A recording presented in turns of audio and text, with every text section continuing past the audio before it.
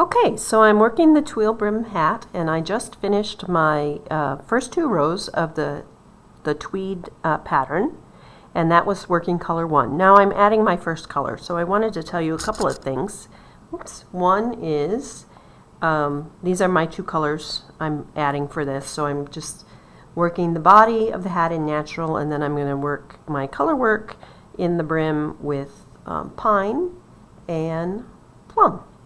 So plum's going to be my color 2, and I just want to stop a minute and show you, the instructions are written out, but they're also in a chart. So if you're not real familiar with chart reading, I love charts.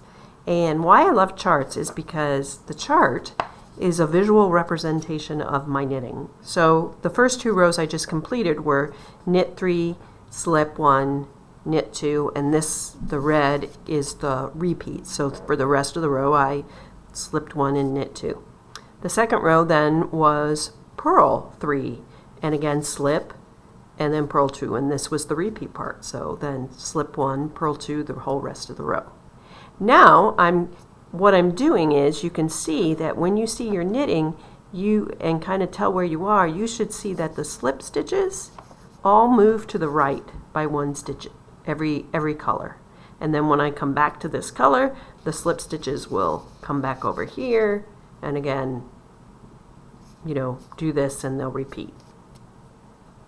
So in my knitting, this is what I should see, and we'll look at my knitting, and of course I see the first knit row and then the purl row and then that slip stitch. So now I'm ready to add the second color, and I said it was going to be plum. And to start the second color, there will be some nuances as we add more colors. But this very first color is just the tail hangs. We drop the tail of the main color, and we go ahead and do what the instructions say, and that says we're going to just knit 2.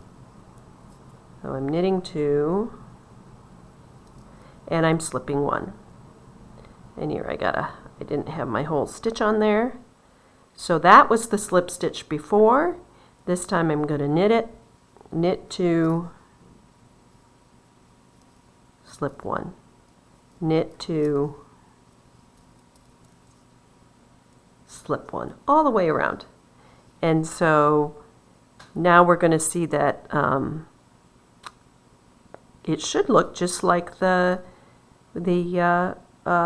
chart, right? So there were my knit stitches, my purl stitches, and now I've shifted 1 over from the slip stitch, and the new slip stitch is 1 to the right, and I'm just following the chart as it's written.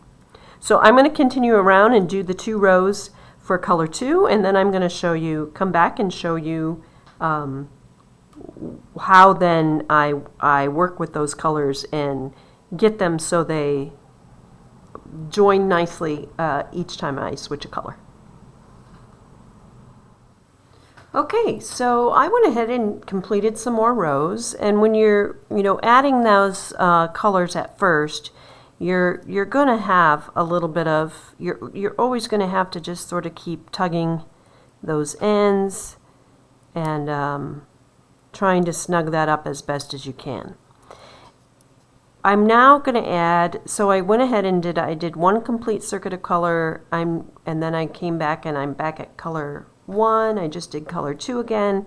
So what I want to show you now is how, after you get those initial couple of rows done, as you keep adding colors, then this is what I use, how I keep the colors taut, like how I keep this joined so it looks neat and tidy and isn't loose in between colors. So I just finished color 2. I'm going to be ready for color 3.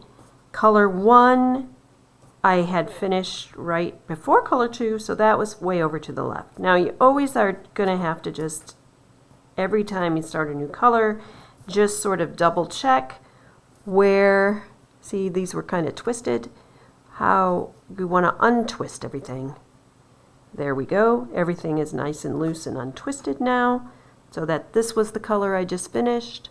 Then this is the color that's going to be next. That was color prior to this. So what I'm going to do is I am going to cross this color I just finished all the way over to the left. My new color, color 3, is going to be over here. Here was my color 1, and that's the color I just finished. What does that do? That puts my color I just finished over to the left, crossing over on top of the new color I'm going to work with, so my color 3. That allows me to trap in this color with the new, so show you the back, show you, okay, so I'm going to trap it in as I start knitting again my next row, it traps it in. And if you do that, then that allows you to snug up the row, and you might have to snug it up, you know, a couple rows up, and just come back and snug it up.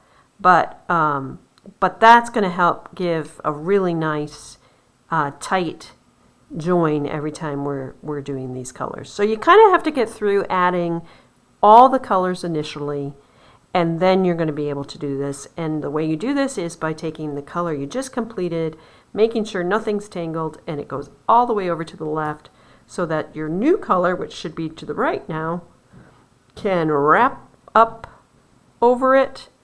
And here I go. So for the third color, it was knit 1, slip 1, knit 1, slip 1. And so I also want to take that first stitch that I did and make sure that's tight, and then tighten that up. So that will come tighten up from the bottom, from the last row, and here, this one, especially when we come to get a couple rows down, we'll be able to snug that up as well. And so it was knit 1, here's the repeat part, slip 1, knit 1, slip 1.